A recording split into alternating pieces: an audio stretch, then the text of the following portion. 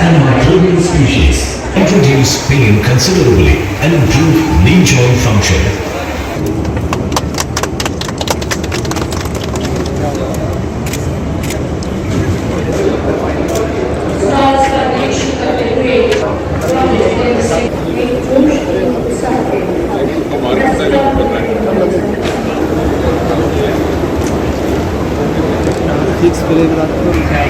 हर एक स्थान पर प्रत्येक व्यक्ति से मिलते हुए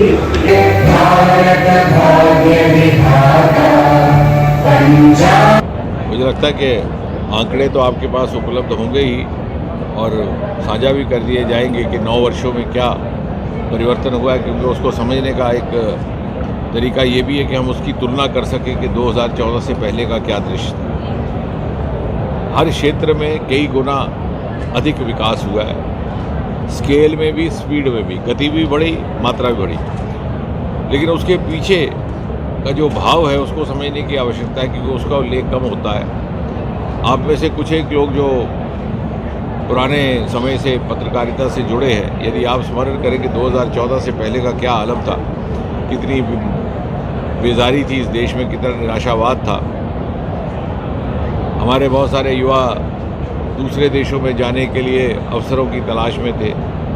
आज मैं कहूँगा कि 9 वर्ष की सबसे बड़ी उपलब्धि ये है कि हिंदुस्तानी को हिंदुस्तानी कहलाने में गर्व महसूस हो रहा है, चाहे वो हिंदुस्तान के भीतर रहता है चाहे बाहर जाता है।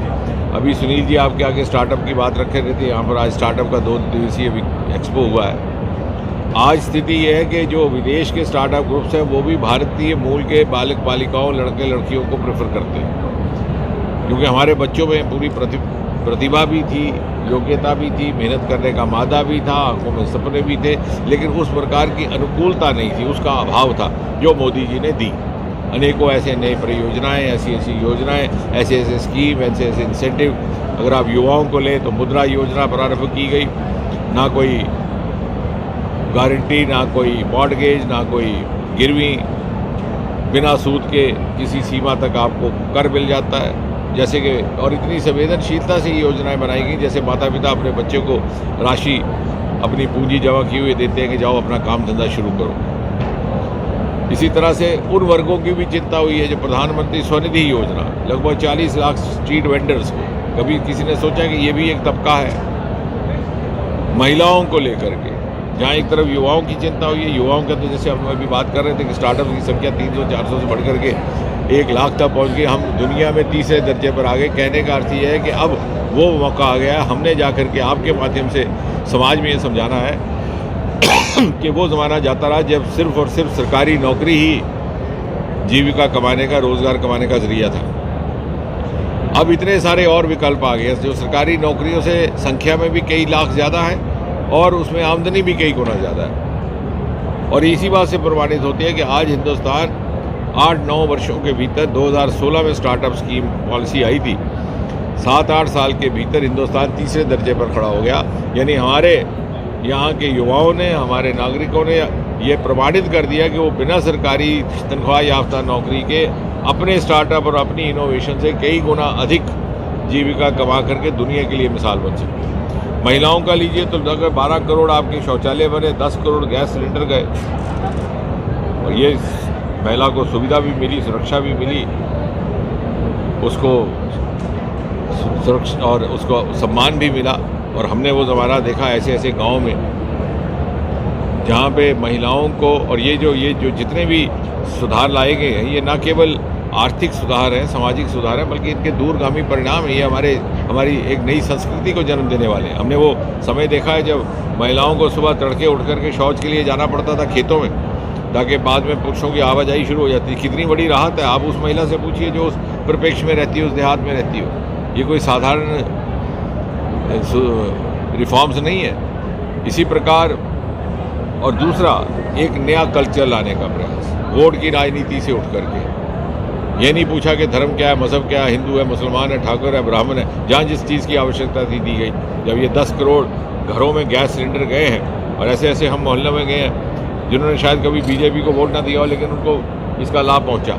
ये भी नहीं पूछा कि किसको आप वोट देते। तो मोदी जी ने एक नई कार्यशैली, एक नई कार्य संस्कृति को जन्म देने की कोशिश की है इस देश में, इस समाज में। आने वाले समय में वही हमें भौगोलिक इस दुनिया का हिस्सा बना करके 25 वर्षों में उस पटल तक पहुंचाएगी जिसका मोदी जी इस समय स्वप्न देख रहे हैं। दृष्टि से मुझे लगता है जो मेरे दिल के सबसे ज़्यादा नज़दीक है वो देविका का प्रोजेक्ट। वो इसलिए कि हमने भी एक थोड़ा सा कल्चर बदलने का प्रयास किया है। देखिए, कोई भी जनप्रतिनिधि वो काम तो करता ही है जिसकी मांग आए।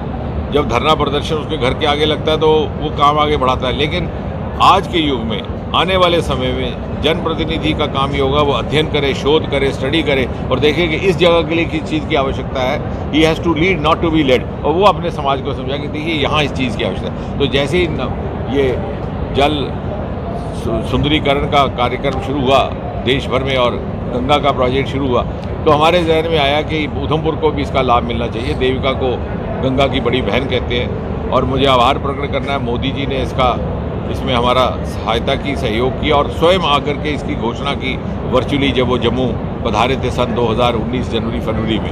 और आज ये प्रोजेक्ट पूरी तरह से मुकम्मल है। इसके फिनिशिंग टचेज़ एक आध महीने में मुकम्मल हो जाएंगे। उत्तर भारत का पहला नदी सुंदरीकरण का कार्यक्रम, ये हमारे लिए आस्था का भी विषय है और ये हमारे लिए पर्यावरण का भी है। उसके अतिरिक्त मानतलाई आपको जो इसमें महत्वपूर्ण बात यह है कि 35 वर्षों से खंडर बना हुआ था। उस समय की प्रधानमंत्री श्रीमती इंदिरा गांधी जी ने विशेष एक प्रावधान बना करके इसकी ज़मीन की अलॉटमेंट की व्यवस्था की थी स्वामी धीरेन्द्र ब्रह्मचारी जी के लिए। स्वामी धीरेन्द्र ब्रह्मचारी जी की अकस्मात मौत हो गई एक हवाई दुर्घटना में। उसके बाद उन्हीं की पार्टी और उन्हीं की सरकार, उन्हीं के समर्थक, उसने इस तरह ध्यान नहीं दिया। ये श्रेय जाता है मोदी जी की सरकार आने के बाद ये state of the art wellness centre बना। दुनिया के किसी भी वेलनेस सेंटर के साथ आप इसकी तुलना कर लीजिए।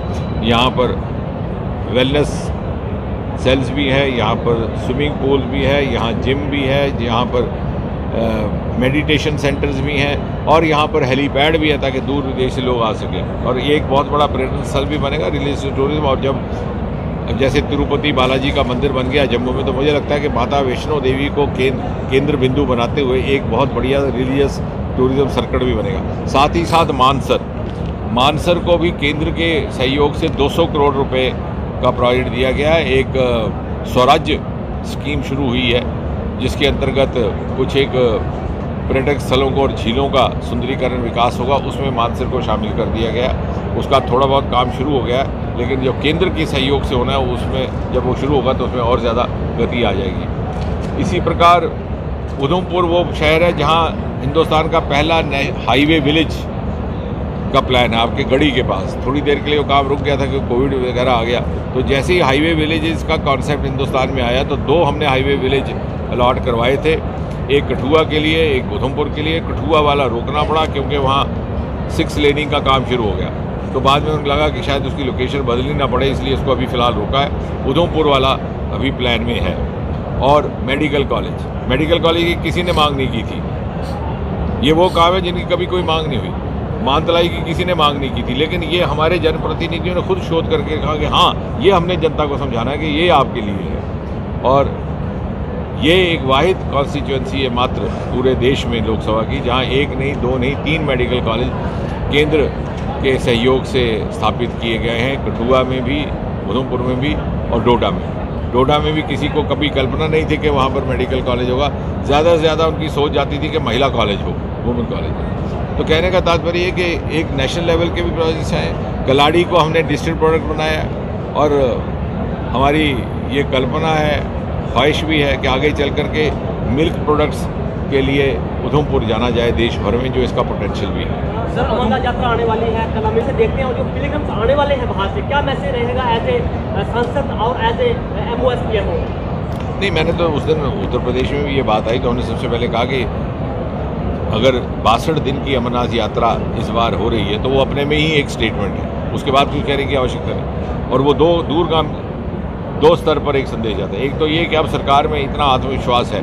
हमने वो ज़माना देखा पिछले 25-30 सालों में, कभी 10 दिन की यात्रा, कभी 15 दिन की यात्रा, कोई यात्रा को रोकने का बहाना ढूंढता था प्रशासन। अब ऐसा नहीं है, प्रशासन पूरे कॉन्फिडेंस से उसको 62 दिन चलाने के लिए तैयार है।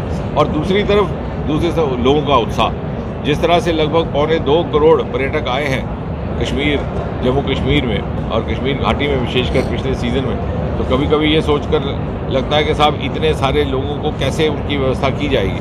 बहुत भारी संख्या में ऐसा लग रहा है, ऐसा अनुमान है कि इस बार अमरनाथ यात्रा के लिए हमारे श्रद्धालु आने वाले हैं। सर, उधमपुर जिला की बात करें तो काफ़ी समस्या जो है शहर के अंदर बनी हुई है, क्या सरकार उस पर करने चाहिए? नहीं, नीचे ये बातें हमने रखी हैं, पहले से फ़र्क पड़ा है, लेकिन वो आप मानेंगे, लेकिन आने वाले समय में इसमें धीरे धीरे पड़ेगा। इसमें 2-3 स्तर पर काम हो रहा है। एक तो हमारे जो हाइड्रो प्रोजेक्ट्स हैं जो किश्तवाड़ में तैयार हो रहे हैं, 2-3 साल में लगभग 2025 तक काफ़ी प्रोजेक्ट्स तैयार हो जाएंगे।